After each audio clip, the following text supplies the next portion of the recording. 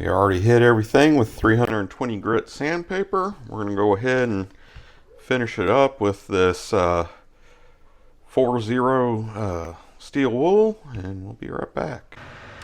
Alright, I got the stock hanging right here, got some wire. Gonna hit it with the steel wool, and then we'll start to stain it.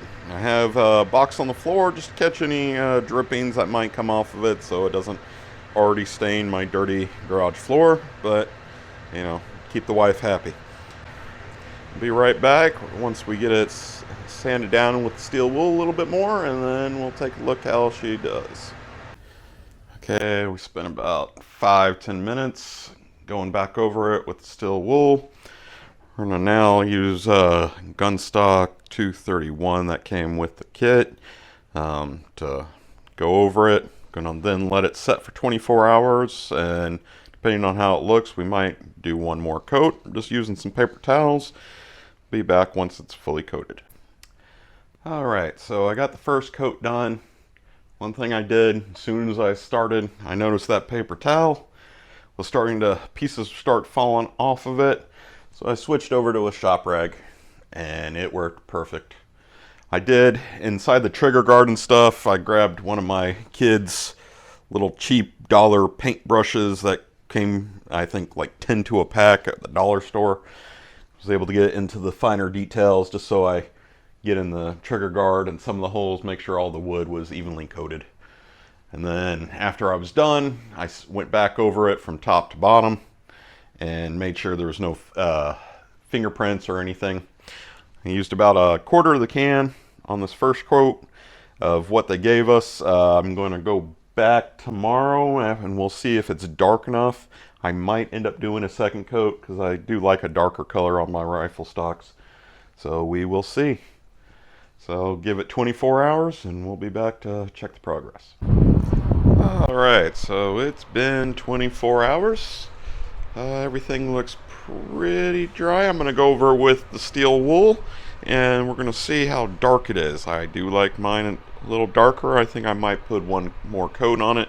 I do see a couple little spots on the inside that might need a little bit more, like up inside here. And probably around the trigger guard. I just want to make sure everything is good because I am planning on taking this out this hunting season. So I want to make sure it's going to hold up for a couple years at least. Alright, it took not nearly as much as the first coat to do the second coat. Went over it with the steel wool and then decided to put the second coat. I like it a lot darker. We'll see how this looks after this time. I think this might be good. I like the red that's coming out in it. And then I use the paintbrush again. Like I said, just a quick little dollar set from my kids. And got inside the trigger area, hit all the holes really good so every area has at least a little stain on it.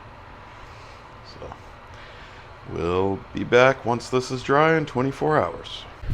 So as I was inside just cleaning up, I forgot something.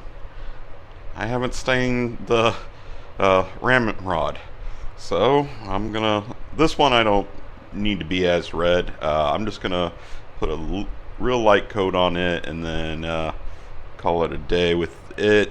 I have sanded it down with some steel wool. It was sanded down with 320 sandpaper before that, so we'll just do one coat on this one. I'm going to tape up the brass ends, just kind of help try to keep the stain off those since they don't come out. So I'll get it stained and we'll be right back. Alright, we got a coat of stain on the ramrod.